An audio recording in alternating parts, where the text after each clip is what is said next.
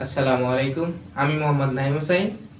Class 6 এর ছোট্ট ছোট্ট সোনামণিদের জন্য আজকে আমি 1.6 আসলে আমাদের ক্লাস 6 এর যে ছোট স্টুডেন্টগুলো আছে ওরা আমাকে বলেছে, স্যার প্লিজ স্যার ক্লাস 6 এর কিছু ম্যাথ করাই দেন, কিছু ক্লাস 6 এর এই 1.6 এর অধ্যায়ের ম্যাথটা স্যার একটু বুঝাই দেন স্যার।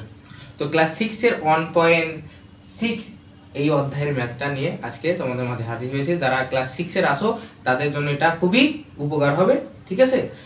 তোমাদের মনের ভাষা, তোমাদের মনের ইচ্ছা, তোমাদের মনের প্রশ্ন অনুযায়ী আমি তোমাদেরকে বোঝানোর চেষ্টা করব যে আসলে তোমাদের কিভাবে বললে, তোমরা কিভাবে পড়লে আসলে তোমরা বুঝতে পারবা, সেই অনুযায়ী তোমাদের বোঝানোর চেষ্টা করব, ঠিক আছে? তো কথা না বাড়িয়ে আমরা চলে যাই একদম অঙ্কে।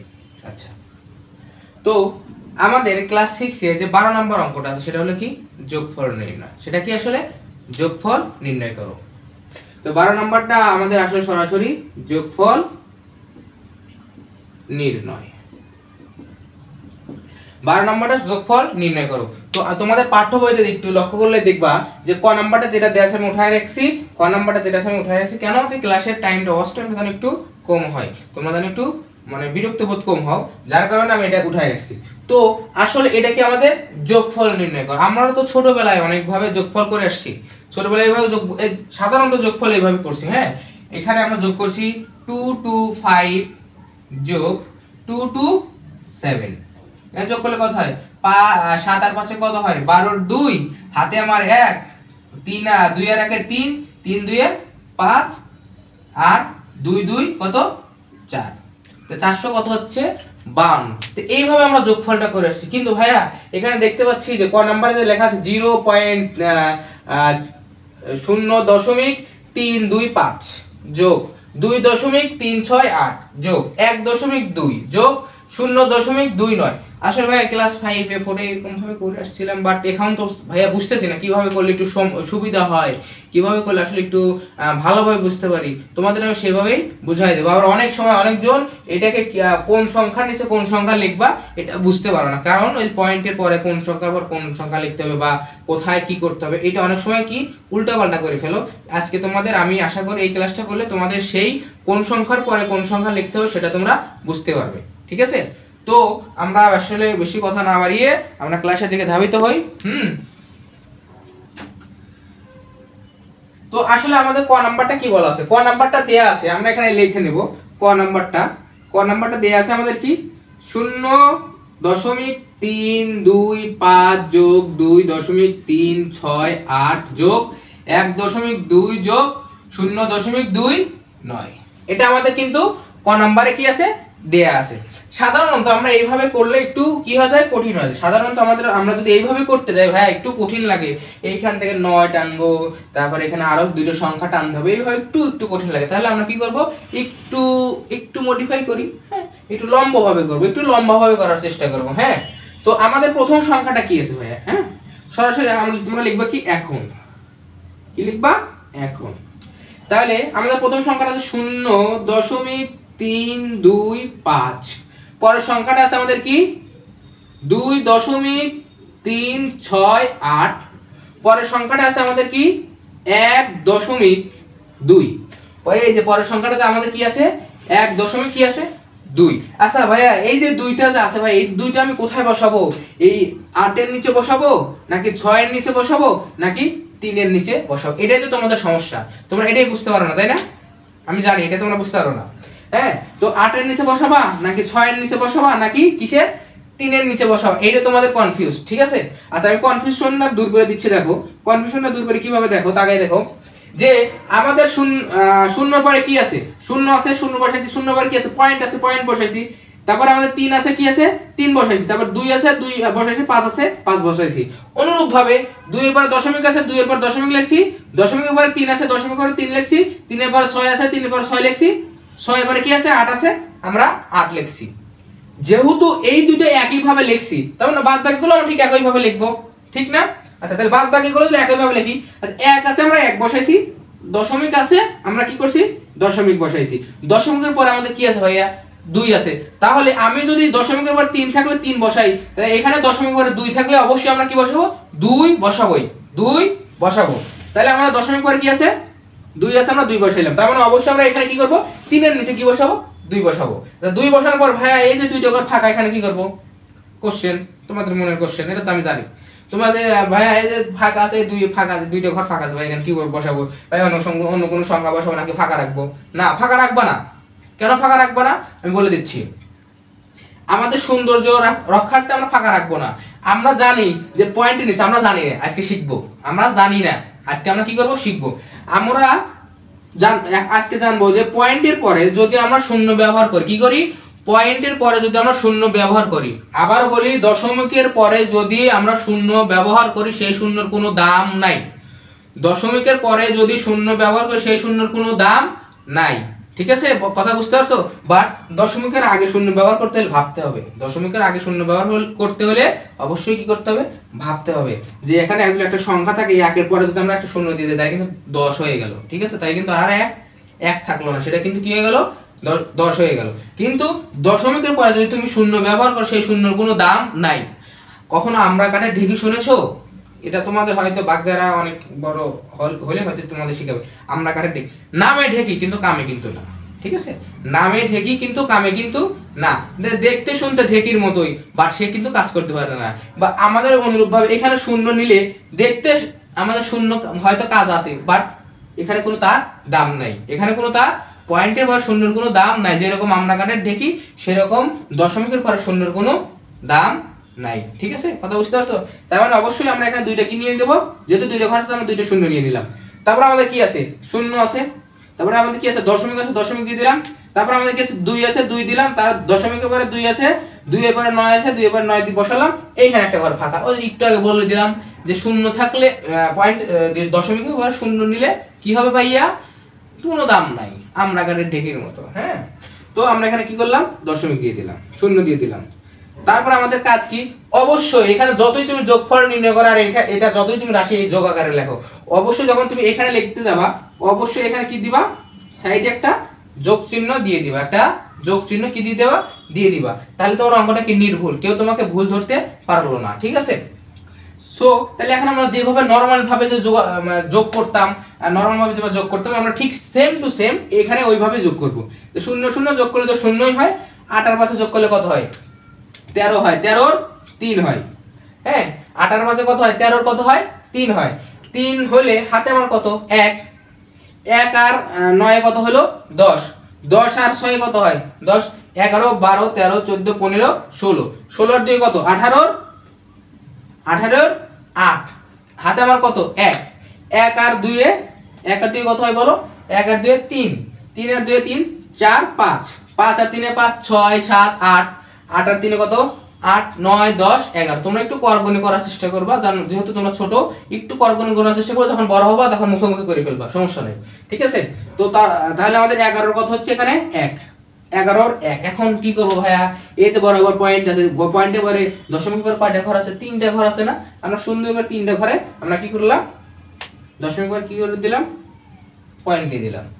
এখানে বরাবর দশমিক আছে, দশমিক দিয়ে দিলাম, ঠিক আছে, দশমিক দিয়ে দিলাম। দেওয়ার পরে আমাদের এই যে এখানে যে 11 1 এক্সি হাতে যে 1 আছে ওই একটা দশমিকের এই পাশে, ওই একটা দশমিকের কি করবা এই পাশে নিয়ে আসবো। শূন্যের সাথে 1 যোগ করলে কত হয় 1, 1 আর 1 কত হয় 2, 2 আর 2 কত হয় 4। কথা ক্লিয়ার, বুঝতে পারছো? নরমাল ভাবে কিন্তু একটু সাজায় লিখতে হবে। কিভাবে কি করতে হয়, যে এখানে যে 2টা আসলে কোথায় বসাবো তোমাদের এখানেই কনফিউজড হয়ে যায়, 2টা স্যার আসলে কোথায় বসাবো তোমরা তখন বুঝতে পারবে না, ঠিক আছে। তো আমাদের উত্তর চলে আসছে, তো তখন আমরা কি করব নির্ণয় সমাধান কি লিখবো, সুতরাং নির্ণয় যোগফল, নির্ণয় যোগফল কত আমাদের উত্তর আসছে কত 4.183। এটাই আমাদের কি উত্তর। আশা করি অঙ্কটা বুঝতে পারছো যে আসলে আমাদের এখানে কেন শূন্য ইউজ করতেছি। আমি আবারও বলি যে পয়েন্টের পরে কখনো কি হয় না দশমিক হয় না, পয়েন্টের পরে কি হয় না কখনো কি হয় না পয়েন্টের পরে আমাদের শূন্য ব্যবহার করলে, পয়েন্টের পরে আমাদের কি ব্যবহার করলে শূন্য ব্যবহার করলে সেই শূন্য কোনো দাম নাই, যেমন আমরা কাটে ঢেকি, ঠিক আছে। তো আসলে বুঝতে পারছো আমার মনে হয়। তো আমরা এখন ক নাম্বারটা তোমরা দেখে নাও, হ্যাঁ, তারপরে পজ করে তোমরা কি করবা ক নাম্বারটা উঠায় নিও। কিভাবে অঙ্ক করছি তোমরা ক নাম্বারটা কি করবা উঠায় নিবা, ঠিক আছে। আচ্ছা ক নাম্বার গেল, ক নাম্বারের পরে আমাদের কি দেয়া আছে খ নাম্বার কি দেয়া আছে 13.001 যোগ 23.01 যোগ 0.005 যোগ 80.6। তাহলে আমরা সরাসরি লিখবো কি এখন, আমি নতুন করে আবার লিখলাম না, খ নাম্বার যদি এখানে দেয়াই আছে তাহলে আমরা সরাসরি লিখবো কি এখন, কি লিখবো এখন লেখার পরে দেখো, এখন লেখার পরে আমরা কি আছে প্রথমে কোনটা আছে ভাইয়া 13.001 আছে, 13 কত আছে 001 আছে, তারপর আমাদের কত আছে 23.01 কি আছে 01। এই যে একটা ঘর ফাঁকা, আমি কি বলেছিলাম দশমিকের পর শূন্য তুমি ব্যবহার করতে পারো, সমস্যা নেই, দশমিক পরে শূন্য কোনো দাম নাই, সেই করে এক ঘর ফাঁকা না রেখে সৌন্দর্য রক্ষার্থে আমরা কি করলাম একটা শূন্য ব্যবহার করে নিলাম, যত শূন্য কোনো দাম নাই। আচ্ছা এখানে এখন শূন্য আছে ভাইয়া, এইখানে শূন্য আছে একটা, তাহলে শূন্যটা আসলে 2 এর বরাবর লিখবো না 3 এর বরাবর লিখবো, শূন্যর পরে কি আছে দশমিক আছে, তার মানে কি আমাদের এই 3 এর বরাবর লিখতে হবে, 3 এর বরাবর লিখে আমরা কি করব দশমিক দেব। এইখানে একটা ঘর ফাঁকা আছে, এখানে শূন্য আছে, দশমিকের আগে কি আছে শূন্য আছে, তার মানে এখানে যদি আমি 0 নেই আমার বরাবর কিন্তু 0ই হলো, বরাবর কিন্তু এটা কি আসলে 0ই হলো। আর যদি যদি আমাদের যদি কি থাকতো এইখানে যদি দশমিকের পরে যদি কি থাকতো 1 থাকতো, এখানে যদি আমাদের কি থাকতো 1 থাকতো বা 1 থাকতো, দশমিকের আগে 1 থাকতো, তাহলে আমাদের একটা যদি তুমি এখানে লিখতা 2 এর এখানে লিখতা আর শূন্যটা যদি তুমি এখানে ব্যবহার করতা, তাহলে কিন্তু আমাদের 1.005 আর তখন কি হইতো 10.005, তাহলে কিন্তু তোমার রাশিটাই কিন্তু পুরোপুরি কি হয়ে যেত চেঞ্জ হয়ে যেত। সেই ক্ষেত্রে আমাদের যেহেতু এখানে কি আছে 0 আছে, এখানে কি আছে 0 আছে, সো আমরা এখানে আবার সামনে আরেকটা কি নিতে পারি, অবশ্যই কি করতে পারি 0 নিতে পারি। আচ্ছা তারপর আমাদের কি আছে দশমিক পরে 0 আছে, তারপর 0 আছে, তারপর কি আছে 5 আছে, তারপর আমাদের এখানে কি আছে পরেরটা কি আছে 8 0 অর্থাৎ 80.6, 80.6, 6টা কোথায় লিখবো যেহেতু আমাদের দশমিকের পরে 6 আছে, সো সেই ক্ষেত্রে আমরা দশমিকের পরে কি লিখবো 6 লিখবো, অর্থাৎ ভাবনা চিন্তা করার দরকার নাই, দশমিকের পরে 6 আছে দশমিকের পরে 6 লিখবো, 5 এর নিচে 6 হবে নাকি এই শূন্য বরাবর 6 হবে ওটা ভাবার দরকার নেই, দশমিকের পরে 6 আছে আমি দশমিকের পরেই 6 নিব। আর এখানে যেহেতু ফাঁকা আছে তাহলে আমরা দুইটা কি নিব শূন্য ব্যবহার করব, ঠিক আছে। তো দুইটা শূন্য ব্যবহার করার পরে তারপর আমরা সরাসরি এখানে কি চিহ্ন দিব প্লাস চিহ্ন দিয়ে দেব, কি চিহ্ন দিয়ে দিলাম প্লাস চিহ্ন দিয়ে দিলাম। প্লাস চিহ্ন দেওয়ার পরে আমরা স্বাভাবিক নিয়মে যেভাবে যোগ করছি ঠিক সেইভাবেই যোগ করব, যে 0 আর 5 যোগ করলে 5, 5 এর সাথে 0 যোগ করলে 5, 5 এর সাথে 1 যোগ করলে কত হয় 6। হাতে তো আমার কিছু নাই যেহেতু 10 ঘরের উপরে যায় না, যেহেতু সেজন্য আমার হাতের কিছু নাই, তাহলে 6 হয়। এখানে 0 এর সাথে আমাদের কত হয়, এখানে যোগ করলে আমাদের কত হয় 0 0 0 1 যোগ করলে আমাদের 1ই হয়, আর এখানে আমাদের 6ই হয়। তারপরে আমাদের কি আছে দশমিক আছে, আমরা কি করলাম দশমিকটা ব্যবহার করে ফেললাম, দশমিক দেয়া আছে দশমিকটা কি করলাম ব্যবহার করে ফেললাম, তাহলে 3 আর 3 যোগ করলে কত হয় আমাদের ভাইয়া 6 হয়। 6 হওয়ার পরে 8 আর 2 কত হয় 10, 10 আর 1 কত হয় আমাদের 11। এই যে আমাদের উত্তরটা কিন্তু চলে আসছে, তার মানে আমরা সুতরাং লিখতে পারি সুতরাং নির্ণয় যোগফল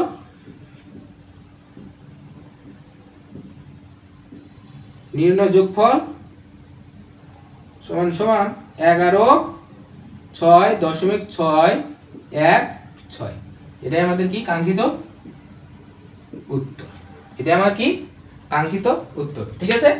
আশা করি অঙ্কটা বুঝতে পারছো যে এখানে 80.6 আছে, আর 6টা আসলে কোথায় বসাবো, 5 এর এখানে বসাবো, 1 এর এখানে বসাবো, সরি 0 এর এখানে বসাবো নাকি একদম দশমিক বরাবর বসাবো।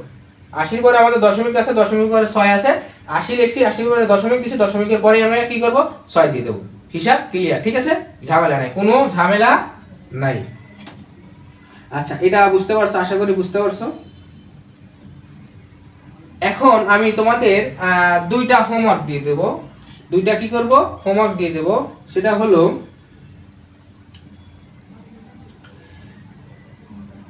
0.325 যোগ 1.278 যোগ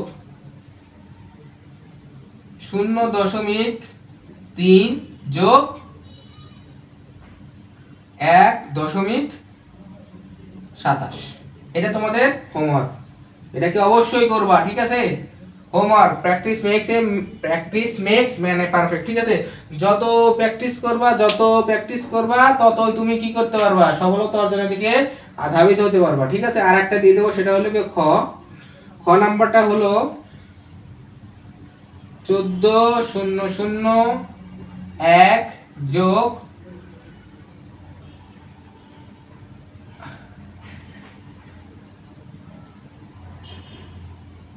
27.40 যোগ